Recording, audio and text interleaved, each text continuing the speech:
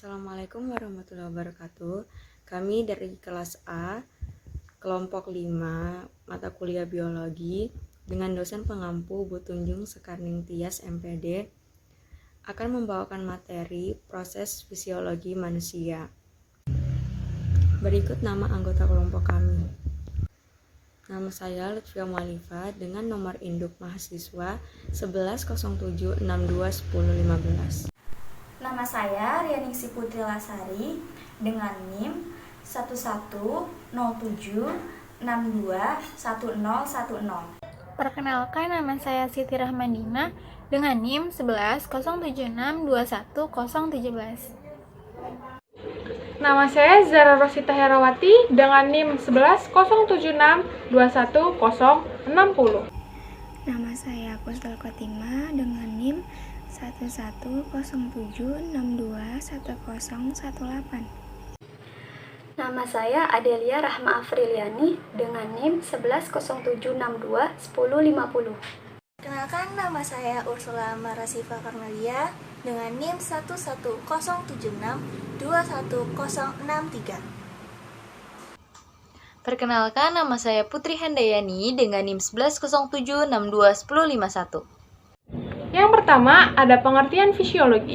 Kata fisiologi berasal dari bahasa Yunani, yaitu ilmu yang mempelajari bagaimana suatu organisme melakukan fungsi utamanya. Fisiologi secara makna kata dari bahasa Latin berasal dari kata fisis atau physis yang artinya alam atau cara kerja, dan logos atau logi yang artinya ilmu pengetahuan. Maka fisiologi adalah ilmu yang mempelajari faal atau pekerjaan atau fungsi dari tiap-tiap jaringan tubuh atau bagian dari alat-alat tubuh dan fungsinya. Di sini saya ingin menjelaskan mengenai fisiologi manusia. Pada tahu gak nih fisiologi manusia itu apa? Jadi, fisiologi manusia ini merupakan ilmu atau materi pembelajaran yang menjelaskan tentang fungsi dari organ manusia serta sel-sel yang terdapat pada tubuh manusia. Ternyata fisiologi manusia ini terdapat dua tingkatan loh. Yang pertama ada tingkat organ, lalu yang kedua ada tingkat sistem. Contohnya ada pada sistem pencernaan. Nah, organ yang terdapat pada sistem pencernaan ini yaitu yang pertama ada mulut. Nah, berfungsi sebagai jalur masuknya makanan. Yang kedua ada tenggorokan yang berfungsi sebagai jalur makanan menuju ke lambung. Lalu yang ketiga ada lambung. Nah, lambung ini berfungsi sebagai apa sih? Jadi, fungsinya itu sebagai pemecah makanan yang nantinya akan dicampur dengan asam dan enzim. Lalu yang keempat ada pankreas, hati, dan empedu. Pankreas yang berfungsi sebagai produksi enzim untuk mencerna karbohidrat, protein, lemak di usus halus. Lalu, hati berfungsi sebagai organ pelengkap yang membentuk cairan empedu dari proses pencernaan lemak itu. Yang kelima ada usus halus. Nah, di usus halus ini ternyata ada 3 bagian. Yang pertama ada dendum, jejunum, dan ileum. Dendum ini berfungsi sebagai tempat pencernaan kimiawi. Sedangkan di jejunum dan ileum ini tempat pencernaan sari makanan. Yang keenam ada usus besar. Usus besar ini berfungsi sebagai pengatur kadar air dari sisa makanan. Nah, di dalamnya ini terdapat mikroorganisme yang nantinya akan membuat suatu makanan itu membusuk, sehingga menjadi sisa makanan yang berbentuk fases atau tinja. Yang terakhir ada anus. Nah, anus ini berfungsi sebagai jalur pembuangan zat sisa makanan. Sebelum dikeluarkan, fases ini tuh ditampung lebih dulu di ujung usus besar, lalu baru keluarkan melalui anus ini. Sejarah fisiologi manusia. Studi tentang fisiologi manusia setidaknya kembali ke tanggal 420 sebelum Masehi dan juga pada zaman Hippocrates, bapak kedokteran. Pemikiran kritis Aristoteles dan penekanannya pada hubungan antara struktur dan fungsi menandai perjalanan awal fisiologi di Yunani kuno. Sementara Claudius Galenus pada tahun 126 sampai 199 Masehi dikenal sebagai Galen, adalah orang pertama yang menggunakan eksperimen untuk menyelidiki fungsi tubuh. Pekerjaan penting dalam periode ini dilakukan oleh Ibnu Sina pada tahun 980 sampai 1037 dan Ibnu Al-Nafis pada 1213 sampai 1288.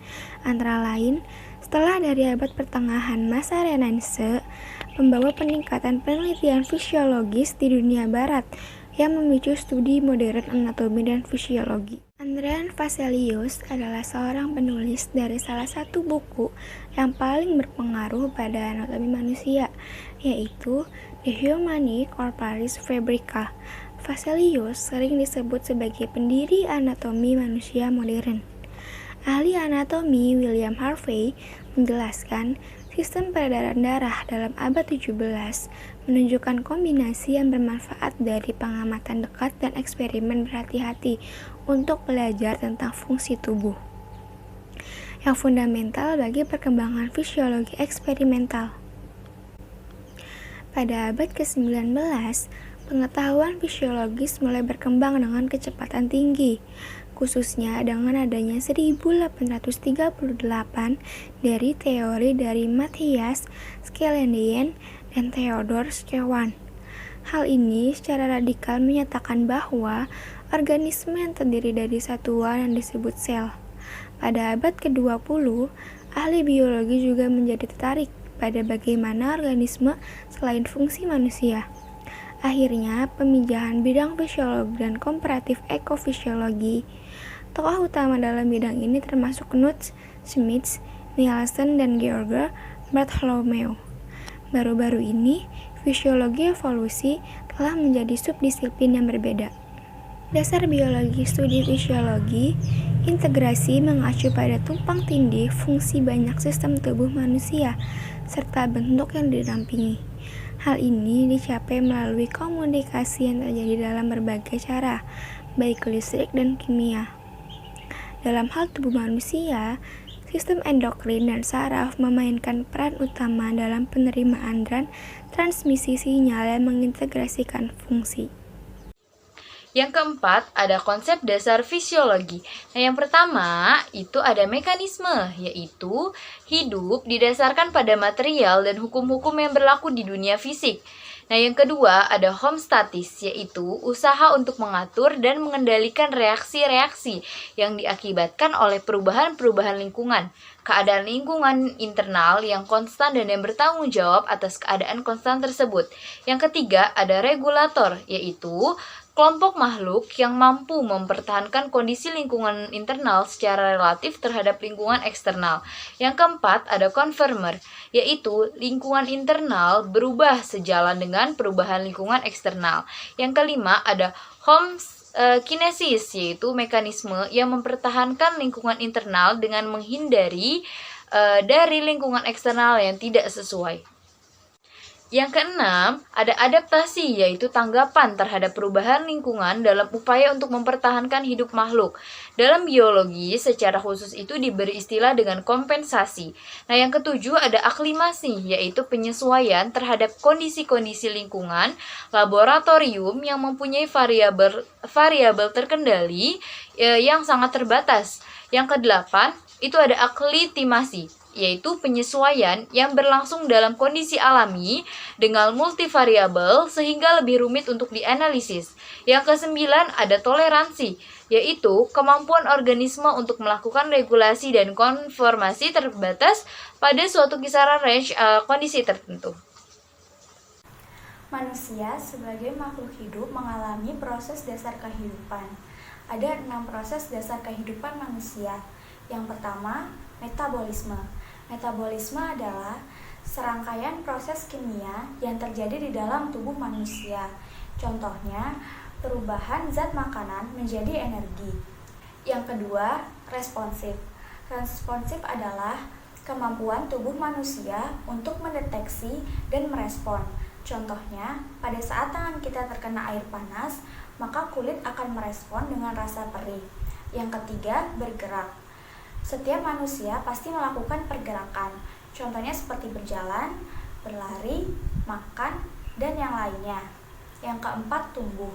Tumbuh adalah meningkatnya ukuran tubuh manusia, contohnya Bayi yang baru saja lahir dengan seiring berjalannya waktu akan mengalami pertumbuhan tinggi dan berat badannya akan bertambah. Yang kelima, berkembang. Berkembang adalah bertambahnya fungsi tubuh. Contohnya adalah proses menuju kedewasaan yang terjadi pada saat remaja. Yang keenam, reproduksi. Reproduksi adalah ciri manusia yang mengacu kepada pembentukan sel baru. Contohnya, seperti ayah dan ibu yang menikah lalu kemudian mempunyai anak. Fisiologi manusia. Yang pertama ada anatomi, ilmu yang mempelajari struktur dan hubungan antara bagian-bagian tubuh. Yang kedua ada fisiologi, ilmu yang mempelajari fungsi bagian-bagian tubuh dan tubuh secara keseluruhan. Yang ketiga ada anatomi kotor, ilmu yang mempelajari bagian-bagian tubuh yang bisa dilihat oleh mata telanjang. Yang keempat ada histologi, ilmu yang mempelajari jaringan-jaringan dalam tingkat mikroskopik. Yang kelima ada sitologi, ilmu yang mempelajari sel-sel dalam tingkat mikroskopik. Yang keenam ada neurofisiologi, ilmu yang mempelajari bagaimana sistem saraf berfungsi. Materi selanjutnya adalah sistem organ manusia. Secara tradisional, disiplin akademik fisiologi memandang tubuh sebagai kumpulan sistem yang saling berinteraksi, masing-masing dengan kombinasi sendiri serta fungsi dan tujuan masing-masing. Setiap sistem tubuh berkontribusi terhadap homostatis sistem lain dari seluruh organisme. Yang pertama ada sistem saraf. Sistem saraf terdiri dari sistem saraf pusat, yaitu bagian otak dan sumsum tulang belakang, dan sistem saraf perifer. Studi klinis yaitu neuroscience, neurologi atau penyakit, psikiatri atau perilaku, oftalmologi atau visi, otolaringologi atau pendengaran, rasa, bau, dan juga ada fisiologi yaitu neuropsiologi. Sistem muskuloskeletal adalah sistem yang terdiri dari otot, jaringan ikat, saraf, serta tulang dan sendi. Sistem ini berperan penting dalam gerakan tubuh. Oleh karena itu, bila sistem ini terganggu, kemampuan dalam bergerak dan melakukan aktivitas pun bisa terganggu. Dengan adanya sistem muskuloskeletal, tubuh dapat bergerak dan menjalani berbagai aktivitas seperti berjalan, berlari, berenang hingga kesederhanaan mengambil suatu barang. Sistem muskuloskeletal juga berperan dalam membentuk postur dan bentuk tubuh serta melindungi berbagai organ penting seperti otak, jantung, paru-paru, ginjal, dan hati. Studi klinis sistem muskuloskeletal adalah osteologi dan ortopedik. Untuk fisiologinya adalah sel fisiologi dan muskuloskeletal fisiologi. Sistem sirkulasi adalah sistem transportasi yang berfungsi untuk mengangkut berbagai zat di dalam tubuh, berupa sistem peredaran darah. Berikut beberapa fungsi peredaran darah dan menunjukkan betapa pentingnya darah bagi manusia. Yang pertama, mengedarkan oksigen dari paru-paru ke seluruh tubuh. Yang kedua adalah mengangkut nutrisi yang diperlukan untuk metabolisme tubuh dari sistem pencernaan. Yang ketiga adalah mengangkut hormon. Yang keempat, mengangkut sistem kekebalan tubuh. Dan yang kelima, mengatur suhu tubuh. Sistem sirkulasi terdiri dari jantung dan pembuluh darah. Jantung mendorong peredaran darah yang berfungsi sebagai sistem transportasi untuk mentransfer oksigen, bahan bakar, nutrisi, produk-produk limbah, sel-sel kekebalan tubuh, dan isyarat molekul. Studi klinis dari sistem sirkulasi adalah kardiologi dan hematologi. Fisiologi dari sistem sirkulasi adalah kardiovaskular fisiologi. Sistem pernapasan terdiri dari hidung, nasofaring, trachea, dan paru-paru. Ini membawa oksigen dari udara dan ekskretus karbon dioksida dan cairan kembali ke udara. Selain berperan dalam pertukaran udara dan gas, sistem pernapasan juga berperan dalam memelihara dan menyeimbangkan kondisi di dalam tubuh agar tetap stabil. Dalam istilah medis, kemampuan menyeimbangkan kondisi ini disebut homeostatis. Sistem pernapasan pada manusia memang tampak terlihat sederhana tetap, namun di balik masing-masing satu helaan dan hembusan nafas, terdapat kerjasama antar organ yang cukup rumit guna mendapatkan oksigen demi keberlangsungan seluruh sistem dalam tubuh. Studi klinis dari sistem pernafasan adalah pulmonologi, fisiologi, dari sistem pernafasan adalah respiratory fisiologi. Yang kelima ada sistem pencernaan, terdiri dari ada mulut, kerongkongan, perut, usus besar dan usus kecil, rektum, hati, pankreas, kantong empedu, dan kelenjar ludah. Studi klinisnya ada gastroenterologi, fisiologinya ada gastrointestinal fisiologi. Yang keenam ada sistem pada kulit. Nah, seperti yang kita ketahui, kulit itu tuh menutupi seluruh tubuh kita kan, mulai dari kepala, muka, tangan, sampai ke kaki. Ternyata tuh kulit ini nggak cuma kayak kulit aja, nggak. Jadi tuh ada bagian-bagiannya, mulai dari penutup tubuh atau kulit, lalu ada rambut-rambut, serta kuku yang ada pada ujung jari kita nih. Lalu ada juga struktur penting fungsional lainnya seperti kelenjar keringat dan sebakus kelenjar. Studi klinis pada sistem kulit ini yaitu dermatologi. Fisiologi pada sistem kulit ini yaitu sel psikologi dan skin psikologi. Sistem arus kemih terdiri dari ureter, ginjal, kandung kemih, dan uretra. Sistem ini menghilangkan cairan dari dalam darah untuk menghasilkan urin. Urin mengandung berbagai macam molekul limbah dan keunggulan ion. Kemudian, urin dikeluarkan dari dalam tubuh melalui uretra. Studi klinis tentang sistem arus kemih terdiri dari nefrologi dan urinologi. Sedangkan fisiologi sistem arus kemih terdiri dari renal fisiologi. Reproduksi. Sistem reproduksi terdiri dari gonan dan internal dan eksternal organ seks. Sistem reproduksi menghasilkan gamet dalam setiap jenis kelamin. Studi klinis, ginekologi woman, andrologi men, seksologi behavioral aspect, embryologi developmental aspect, fisiologi reproduktif fisiologi. Yang kesembilan, sistem kekebalan. Sistem kekebalan terdiri dari sel darah putih, timus, kelenjar getah bening, dan arus getah bening yang juga proses dari sistem limfatik atau getah bening. Studi klinisnya yaitu imunologi dan fisiologinya ialah imunologi. Yang terakhir, itu ada sistem endokrin. Nah, sistem endokrin ini terdiri dari kelenjar endokrin utama, yaitu hipofisis, tiroid, adrenal, pankreas, paratiroid, dan organ reproduksi. Nah, tapi nyaris semua organ dan jaringan endokrin ini memproduksi hormon tertentu juga. Nah, hormon endokrin ini berfungsi sebagai sinyal-sinyal dari satu sistem tubuh lainnya mengenai arai yang sangat besar kondisi dan mengakibatkan bermacam perubahan fungsi. Nah, studi klinis dari sistem endokrin ini adalah endokrinologi dan fisiologinya adalah endokrinologi. Terima kasih sudah menyimak materi kelompok kami.